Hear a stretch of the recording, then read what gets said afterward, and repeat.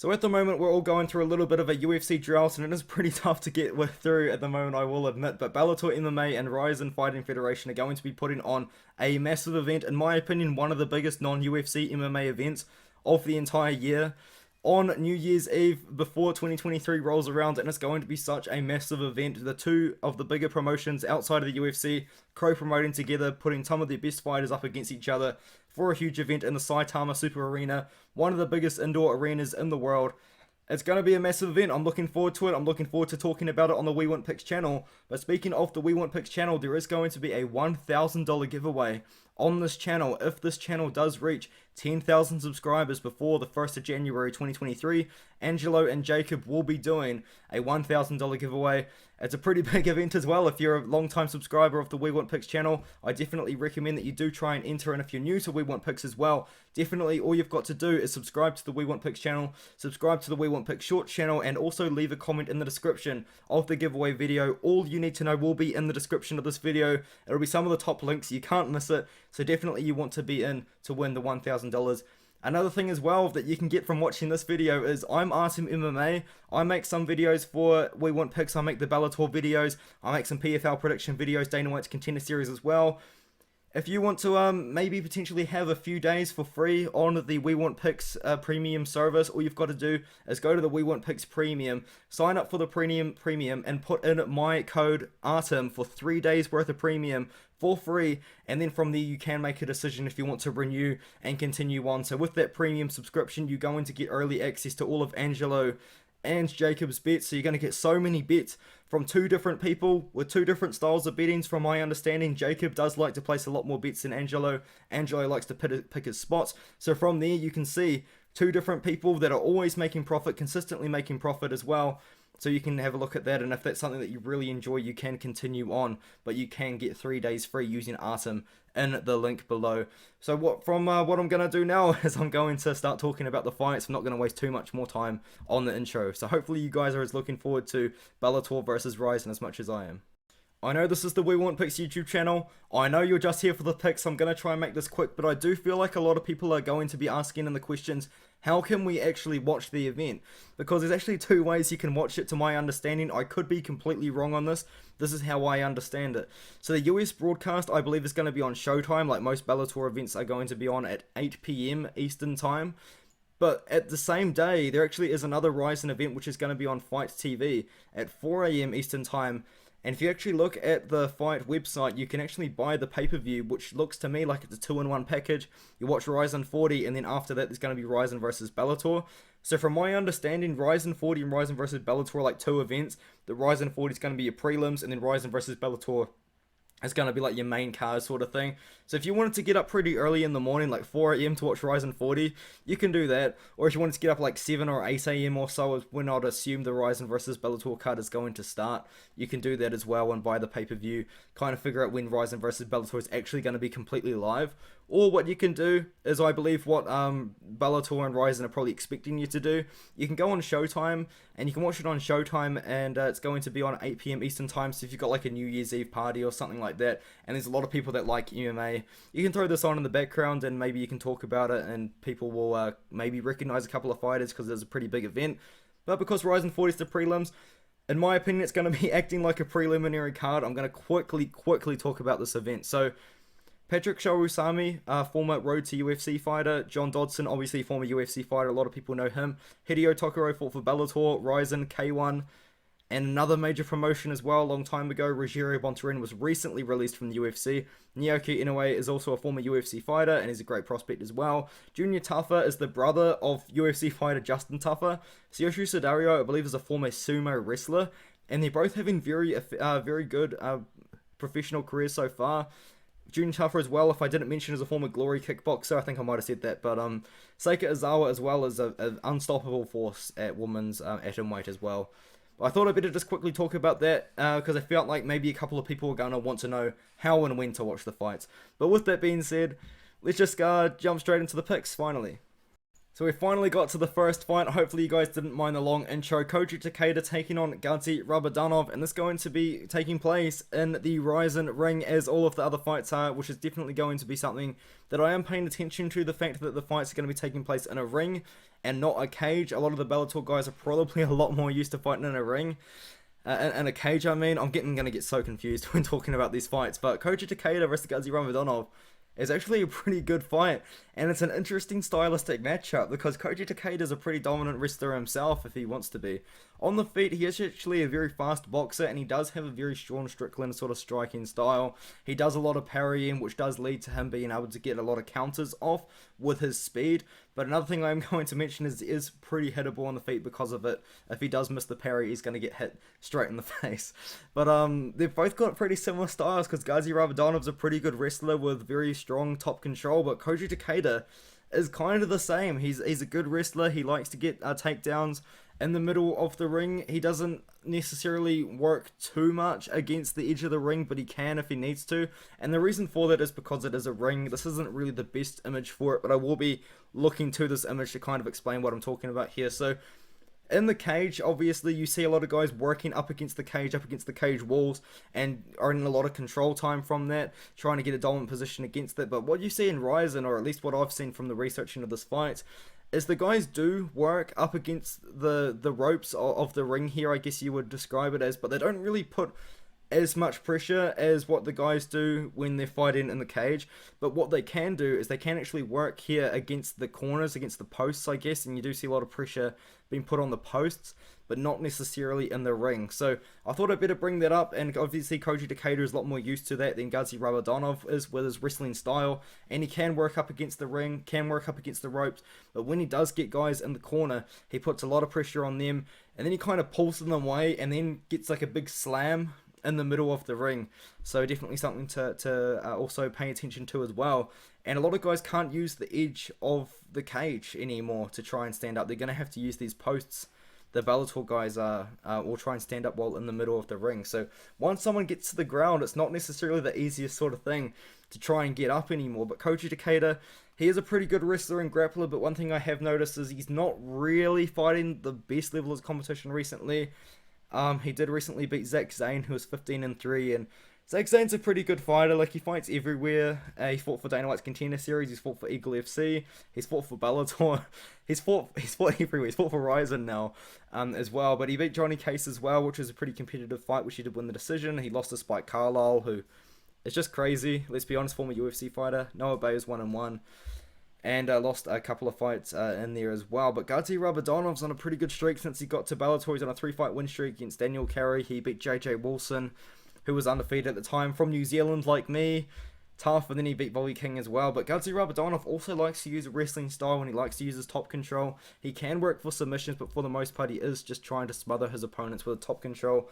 Kind of similar to Koji Takeda, but Koji Takeda does have very good ground and pound and a pretty solid submission ability as well. He submitted Zach Zane pretty easily, but Ramazanov's got 7 decision wins in his career and then a mix of KOs and submissions. I do think in this fight it's going to go the distance. Koji Takeda, I believe, has 8 decision wins on his record and a few submissions and then a couple of KOs as well in there, but he did submit Zach Zane pretty easily. That was a very dominant fight. You can actually watch that on YouTube. You can watch it a lot of these Rizin fights on YouTube as well, actually, but yeah. He dominated Zach Zane, kind of put him up against the edge of the ring. I'm going to get confused with Cajun ring a lot. Up against the ropes, put him in the corner here, up against the corner, and then took him down in the middle of the ring, and then submitted him. So, pretty good win for Takeda, but the pick is Ramazanov. He is the favourite here. He is minus 250. I think the odds might be a little bit too wide, but it is going to be a fun fight. I do believe Ramazanov is going to win the fight as well, obviously, as I literally just said. I can be an idiot sometimes, but I do like the level of competition he's beaten in Bellator, especially JJ Wilson, who is a very solid fighter with a couple of good wins in there. Koji Takeda, he's definitely dangerous. He's a good wrestler himself. If Koji Takeda can get the takedown first, it will be interesting to see if Ramazanov can work his way up without having a cage to help him, but I like Ramazanov on the feet as well. He's got a little bit of a reach advantage. Takeda is pretty hittable. Both guys are pretty good strikers. I think that Takeda is probably the faster boxer, but he does like to use his wrestling. Ramazanov decision is the pick, and I'm looking forward to this fight. It's actually very well matched in my opinion. Two guys with somewhat similar styles as well fighting each other. One thing I will throw in there as well is when Takeda gets on top, the first thing he kind of does look for is position, and then from there it is ground and pound and submissions. He does throw pretty good ground and pound, and he definitely is pretty lethal with it, but Ramazanov is pretty similar as well. He does like to throw ground and pound first, as well as getting top position. So both guys very evenly matched, a very similar matchup, and I do understand why they've done it. So I'm looking forward to it. I think it's going to be a great fight. During the last fight, I was saying how I completely understand why the matchmakers made that fight, but this next one, I'm a little bit lost because it's not a rematch, and it's not the first time these guys are fighting each other. It's actually the third time that they're fighting each other, and Kyoji Horiguchi has actually won both of them. Kyoji Horiguchi recently beat him in 2018, so I guess it's not super recent, but on Rizin 11, you can easily find the fight on YouTube as well, by the way. It's pretty easy to find. There's like millions of views on it as well. And he beat him in Shooto as well in 2013. He's already beaten him twice, and in that second fight in 2018, he actually beat him in his own game. Like, Hiromasa Ojukubo, he seems to be pretty one-dimensional to me. Like, he's got 28 wins, but 20 of them are by decision, 7 of them by submission, 1 by KO. This guy does shoot for takedowns all the time. I'm talking about Hiromasa Ojukubo. And in that first fight in 2018, Kyoji Horiguchi did have to defend a lot of takedowns. He was put in a couple of awkward positions at times, but he really had his number on the feet, and he was out-grappling him when the fight was getting to the mat. He was getting on top of Hiromasa. He was controlling him as well, and I just don't see how that is really going to change. I know Kyoji Horiguchi hasn't been on the best run recently. I know Hiromasa Ojukubo has, because he was on a pretty good win streak before he ran into Suchol Kim, who is going to be the next fight after this as well, which is going to be pretty awesome. But it's going to be taking place at 125 pounds, which is going to be worth noting here at 57 kg flyweight. I believe that's going to be like 124, 126 pounds sort of thing. Kyoji Horiguchi and Ojukubo are going to have to cut a little bit of weight. I guess both of them have been fighting at bantamweight recently, but Ojukubo, he beat Kai Asakura, is a really good fighter. Naoki Inoue is a really good fighter. He's fighting on Rizin 40. He's been beating a couple of other guys as well that are pretty experienced. But Kyoji Horiguchi 2-3 in his last 5, lost to Kai Asakura, who Ojukubo did beat. But then he did beat Kai Asakura again, and then lost to Sergio Pettis in that fight, which I believe was like a last-minute loss. And then Pachi Mix as well defended a lot of submissions there, which he might have to do against this in this fight here, and then beat a guy that just wasn't his level really. But I think Kyoji Horiguchi is going to beat Hiromasa Ojukubo here. The lines are like minus 550 Horiguchi. Where is he? Minus 552, minus 400 at best, and then minus 500. So you get in Kyoji Horiguchi like minus 500 sort of area, and then you can get Ojukubo like minus 300 to minus 400, because I think it just comes down to the fact that Kyoji Horiguchi has already beaten him twice. But if we are going to talk about the matchup, I think Horiguchi's got a massive advantage on the feet. Ojukubo is going to be shooting for takedowns a lot. That's what he does. He shoots for a lot of takedowns. Kyoji Horiguchi is probably going to be put in a couple of awkward positions because it is in the ring.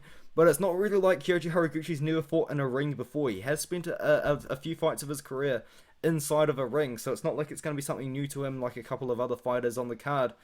I just see Horiguchi winning this one again. He's already beaten Ojukubo twice. He beat him by finish one time, by submission. Horiguchi doesn't actually have that many submission wins on his record as well. I think he might get another one. Like he did recently submit Yuta Hakamura, who just wasn't really the same level as him, but I do think he's going to beat Ojukubo by submission again. Because Ojukubo is going to be consistently shooting for takedowns and trying to get those takedowns, I think Horiguchi's going to do the same thing. He's going to control him on the mat, defend a couple of takedowns. If it does get to the ground, I think he's going to reverse the positions, control him on the mat, and work for a submission from there. So, yeah, give me Horiguchi. I think he's actually going to finish Ojukubo on this one here. Not really a popular pick, but I do think it's going to be a submission here because, just as I said, I think Horiguchi's just better, and he really has proven that over time. And also 125, fighting at flyweight is interesting. But yeah, I don't really mind it, I guess, for both guys. But yeah, I think Horiguchi's got the advantage in this matchup here. Definitely on the feet, 100%. In fact, he might even be able to get a KO because Ojukubo was kind of running from him at times in that 2018 matchup. But I do want to move on to the next fight because I'm talking about a fight where one guy's already beaten the other guy twice. So let's just move on, eh? And as I was saying with the first fight on this card, Koji Takeda versus Ramazanov, this is a fight where the styles complement each other quite well, especially on the feet. On the feet, both guys throw pretty high volume and they're always trying to pressure their opponents. I would say Juan Archuleta is probably the better striker out of the two, but Suchol Kim does have some offensive grappling which he could use against Juan Archuleta, because we have seen Juan Archuleta struggle and lose to very high level wrestlers and grapplers. He has lost to Pitbull, the 145-pound champion, and then his two losses at 135 are to Sergio Pettis, a former champion, I believe, the current champion, but I think he's injured. I could be wrong. And then Ralphion Stotts, obviously a very good wrestler, and he did end up getting a head kick on Ralphion Stotts. And that's something that Suchol Kim does have in his back pocket. He's a very good kickboxer, and he does throw kicks to the legs, to the body, but he also does throw kicks to the head as well. I don't know, I feel like that's just something that was worth mentioning, but I think Juan Archuleta is going to be throwing more volume against Suchol Kim. I think he's going to be pressuring him quite a bit more as well. I was looking through their records as well, and Suchol Kim is a lot more experienced in the ring than Juan Archuleta, as I have said countless times, and I will continue saying it. The event's taking place in a ring, it's not taking place in a cage, and Juan Archuleta is not very experienced at fighting in a ring at all. I don't believe he's actually fought any of his pro career inside of a ring, where Suchol Kim has. He hasn't really fought for Rizin much. I believe he's only had the one fight for Rizin, but he has fought for ONE FC, which wasn't a cage. But when he was fighting for Road FC, those fights were taking place in a ring. So he's got a little bit of experience. He's got a lot more experience, at least, inside of a ring instead of a cage like Juan Archuleta does, which potentially could play a part in the grappling, because, as I said, you can't really use the cage walls. You can't really use the ring ropes to stand up like you can in the cage. You know, like a lot of guys, when they get taken down, they try and use the cage to help stand up. They put a lot of pressure on the cage, and then offensively they put a lot of pressure on the cage as well in the clinch. You can't really do that when you're looking at the ring here, if you know what I'm talking about. Not really if you know what I'm talking about, if you can understand what I'm saying. I feel like I'm explaining that terribly, but the pick is Juan Archuleta. It's another Bellator guy. I believe he's also the favourite as well. Very slight favourite, and I do understand why, and I feel like it's very important to note that Suchol Kim does have grappling in his back pocket, and it was taking place in a ring as well. So if Juan Archuleta gets taken down, he's really going to have to try and get up without using like a cage wall. He's going to have to try and get up in the middle of the ring. And Juan Archuleta is minus 150 in this matchup here to plus 125, which is Suchol Kim. I like picking guys with options, and when I do that, I probably should be looking at Suchol Kim in the matchup, but I do like Juan Archuleta. I like the level of competition he's been fighting over at Bellator. He's got that win over Apache Mix, which is aging very, very well. He's also fought at 145, so he's going to be a little bit bigger as well in the matchup, in my opinion, as well. He's also fought a better competition as well, in my opinion, as well. Suchol Kim has fought good competition, but it was over at Road FC, and he hasn't been fighting very often. He's fought 5 times in 6 years. Juan Archuleta's fought 5 times in about 3 years, so a little bit different there, but I'm going to be going with Juan Archuleta. I like his volume. I don't really like the lack of experience in a ring, but it's just something we're going to have to deal with, and I'm going to be picking him to win a decision as well. Maybe a KO is on the marks, but I don't think Kim's going to get KO'd. He's got a really good chin. He's very tough, and if he has to, he can grapple as well. So I'm going with Archuleta, but I think Kim is one of the most live underdogs on this whole card, because there is a couple of live dogs on the card, which I'm going to talk about when we get there. But I think that Suchol Kim is definitely one of them. But I like Juan Archuleta to win in this matchup. I'm going to go with decision as well. I wouldn't be too surprised if we get a KO, but Kim's got very good toughness. He can take a lot of shots, and I don't see Juan Archuleta being the guy to knock him out. So give me Juan Archuleta to win by decision, using a very exciting striking style, high volume, high pressure. Both guys are going to be throwing high volume and high pressure. It's going to be fun. I'm looking forward to this fight a lot. Now, this next matchup is Patricio Pitbull taking on Kleber Herbst. I'm so sorry if I said it wrong, but man, this is another really, really exciting fight, and I think it's great. I think it's a really fun fight. Patricio Pitbull, obviously the Bellator champion, just defeated Adam Borics, where he made Borics not look that good. Like, Patricio Pitbull really is on a good level, and he's also got that win over McKee, which is somewhat controversial as well. But yeah, he's the Bellator champion right now at 145 pounds. Has been for a long time. He's been around Bellator for a very long time as well, so it makes a lot of sense why he would be on this event. But Kleber Herbst, when I first saw this match, I was like, oh yeah, Patricio Pitbull's gonna win. He's the Bellator champion, this and that. But Man, I'm really excited about Kleber Quick Herbs in this matchup, and also looking forward to it because he's definitely someone that I think you should pay attention to. This is his record, right? So he's got 31 wins on his career, 2 by decision, 2 by KO, 27 by submission. I mean, that is insane. And I'm looking at the guys that he's submitting, and they're pretty high level opponents. Like, some guys, you know, aren't really that great, I'm going to be honest, but he is submitting some really good opponents in there. He's also fought at KSW against Mateus Gamrot, lost that fight by decision, but yeah, he's submitting some really good guys in Rizin. And one thing that I am noticing about Kleber Coke Herbs, which is very strange and very weird, and I hope Patricio Pitbull doesn't do it, but his opponents are taking him down sometimes. Like, he just accepts takedowns because he's so good off his back. He's got 27 submissions on his record. A lot of them are also off his back. Technical triangle choke, rear naked choke. Obviously, that was offensive. Triangle choke. Like, he's getting defensive chokes off his back. And one way that he does it is he lets people take him down. Another way that he does it is he just pulls guard sometimes. Like, sometimes he'll be pulling guard. He wants to fight on the ground, and he doesn't care if he is on bottom at all because he's got such good Brazilian Jiu-Jitsu. He's got such a good Jiu-Jitsu and submission ability. He's very exciting to watch because of that, because he does have so many submission wins, and he can get the submissions. But what that does kind of lead to me is he's a bit one-dimensional, you know, and I don't think that being super one-dimensional is going to be able to mean that you can beat Patricio Pitbull, because Pitbull's super well-rounded. Like, this guy's got like a very consistent amount of wins by submission and KO. He's like got like 12 KO wins and like 12 submission wins, something like that. Don't quote me on it, but he's very, very consistent. Like, he's got great power on the hands, but he's also got great grappling himself. And I feel like he's got the fight IQ at this point of his career to not take Kleber Quick Herbs down, because Herbs is definitely going to try and throw off his submission here. So I'm looking at the odds as well. So Patricio Pitbull is about minus 350 favorite. Herbs is about plus 250. And the lines are pretty wide, like they are, but I think it really just does come down to the fact that Patricio Pitbull is the Bellator champion. And we do have to respect that as a fact. Like, he's been in Bellator for so long now. Like, I feel like he's really built his name there, and just yeah, he's been in Bellator. He's 22-5 in Bellator, but he's been in Bellator for like over 10 years, I believe. Since 2010, for 12 years he's fought Bellator, which is absolutely incredible. But yeah, I like Pitbull in this matchup here. I think he's so much better on the feet.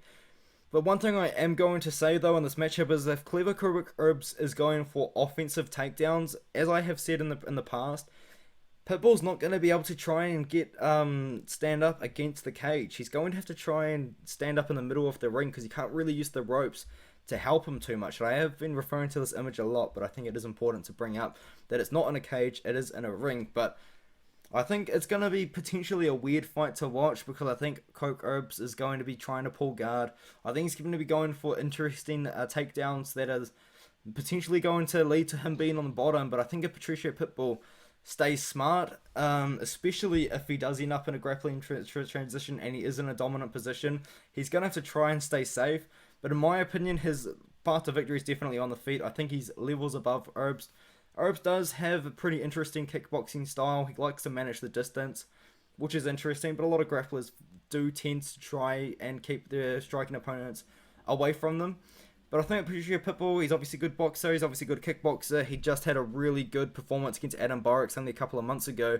He's been fighting often, which I like to see, 5 fights in 2 years. Herbs has also fought 5 times in about a year and a half, which is awesome. But I do like Patricio Pitbull in this matchup here. He is going to have to close the distance, which potentially could be dangerous because of the reach disadvantage that he does have, and also the height disadvantage that he does have. But it's not anything new to Pitbull at this point in his career. So yeah, I like Pitbull to beat Kleber Quick Herbs. I think it's going to be a pretty fun fight. Like, I really do like this matchup because Herbs is so dangerous on the mat, but I do think that Pitbull is going to get the win. I would say by KO because of the level difference on the feet. But Herbs has never been knocked out before. So is that a hot take to say by KO? He took Adam Barracks to 5 rounds, and look, I'm going to go with Pitbull by decision. It's only a 3-round fight, which potentially could play in the hands of potentially getting KO, because he's got less time to work, so he's going to be a bit more active, you know what I mean? But I'm going to be going with Pitbull by decision. I think that he should be able to beat Herbs here. It's going to be weird, as I've been saying. I think Herbs is going to be trying to get the fight down to the ground. but Pitbull's just going to be beating him up on the feet, and I think it's going to be 5 rounds of that. So, yeah, give me Pitbull by decision. 3 rounds of that, sorry, Pitbull by decision. And now we've made it to the main event, AJ McKee Jr. taking on Roberto de Souza, and what an event this is, man, just to reflect on all the fights we talked about. It's so fun. I like the fact that we're getting 2 promotions, co-promoting with each other. It is something that happens quite a bit around the regional scene, but it's not really something you see with 2 massive promotions like Bellator and Rizin, but I'm looking forward to it. I like the future of it, and it also is rumored that there's gonna be a Bellator versus Rizin event again, but in the USA next time, so that could be pretty cool. But I'm gonna spoil the party. I'm picking another Bellator guy. Like, I have really been looking into these Rizin guys and seeing if I can find someone that is gonna beat them. But I do think all Bellator guys are gonna win. I do think that AJ McKee will beat Roberto de Souza.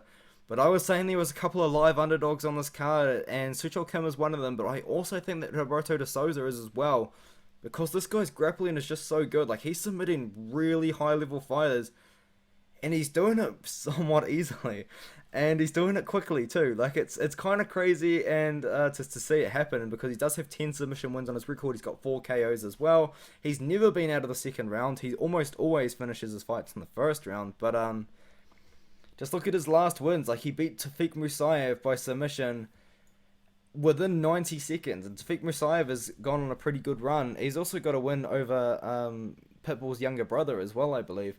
He beat Johnny Case by submission in the first round, who's on Rizin 40. He's just beaten guys, really good guys. Notably Tafik Musayev by submission in the first round. He throws up a lot of triangles on the ground, on the bottom. And the thing that is so scary about this pick, because I am picking AJ McKee, as I said before, the thing that makes it so scary is AJ McKee doesn't really mind grappling. I think you should try and keep it on the feet for this one here, because AJ McKee's a really good boxer, he's a really good striker. He is very well rounded. He's a guy that Bellator has built up for, I believe, his entire career. I think he's actually spent his entire career under the Bellator banner. He's one of those guys that Bellator tried to build up, and it was a massive success. Yeah, he has. He spent his whole career at Bellator. You know what that means? He spent his whole career in a cage. He's never fought in a ring like Roberto de Souza has been recently at Rizin, but I think AJ McKee's going to beat him by decision, which is such a crazy pick to do, because as I said, Roberto de Souza's never been out of the second round. He's submitting really, really good competition, and it's also at lightweight as well. It's at 155 pounds, and I have been somewhat vocal about how I do prefer AJ McKee at 145. I know it was his first fight at 155 since moving up a weight class against Spike Carlisle, but Spike Carlisle did look quite a bit bigger than AJ McKee in that one. I think maybe in the couple of months that it has been, he might have been able to blow up a little bit, or be a bit bigger for the 155 pound weight class, but I do like AJ McKee at 145. He spent his whole career there. But yeah, maybe if he's trying to carve out a new legacy for himself, 155 could be pretty good for him. But I think he beats Roberto de Souza. But this is the fight, man, which a lot of people are saying Roberto de Souza is gonna win. A lot of people are saying that if a Rizin guy's gonna win on this card, it's gonna be de Souza. But I think that he's a little bit too one-dimensional again, because the thing is, AJ McKee, he is very well-rounded, and I'd like picking well-rounded guys, which is pretty hypocritical because I didn't pick Suchol Kim, but I do like picking well-rounded guys, and I think AJ McKee is much better on the feet. And I think although he is a good grappler, I feel like he's not really going to use that grappling offensively. I think he's going to use that grappling to get out of grappling situations, or I hope that's what's going to happen, because I don't want to see AJ McKee try and submit Roberto de Souza to prove a point. I kind of just want to see him try and beat him by decision, or beat him on the feet by knockout, which he has been knocked out before. Yeah, I think it's going to be an interesting fight. This is the one that I'm really the most interested in, and I think it's the one that most people are the most interested in for quite obvious reasons. Roberto de Souza is a very, very live underdog in this matchup. In fact, is he the favourite? No, he's not. He's still an underdog. He's about plus 150, plus 160. AJ McKee's about minus 190, almost minus 200. But I like him. I'm so sorry, guys. I picked all the favourites. I picked all the Bellator guys. But I give them my reasons for it. And it does just come down to the fact that I think that Roberto de Souza might be a little bit too one-dimensional to beat someone like AJ McKee, who was super well-rounded. Like, this guy grew up doing mixed martial arts. Like, he's trained everywhere. This is AJ McKee, by the way.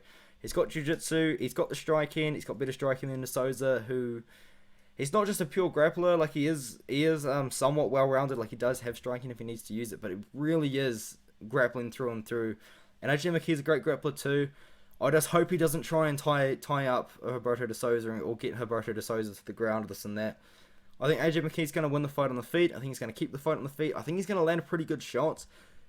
I think he might have Roberto de Souza hurt, but I don't think he's going to finish him. I'm going to go with AJ McKee by decision by keeping the fight on the feet, staying out of submissions, and keeping the fight on the feet, and just winning with volume and power. One thing that I have seen commented, though, is that it could be interesting to see if any of the Rizin guys get any dodgy decisions, but I don't think that's going to happen, man. I really do think that Bellator guys are going to win. So yeah, let me know what you guys think in the comments below, man. I'm very interested in this card. I think it's really good. But yeah, thanks to you guys so much for watching the video. Hopefully you enjoyed it. And as I was saying before, there is that $1,000 We Want Picks giveaway, which you're definitely going to want to be a part of. And I'm Artem MMA, talking about Bellator MMA versus Rizin Fighting Federation on the We Want Picks channel. Hopefully you guys enjoyed it, and I'll see you in the next one. Thank you very, very much for watching.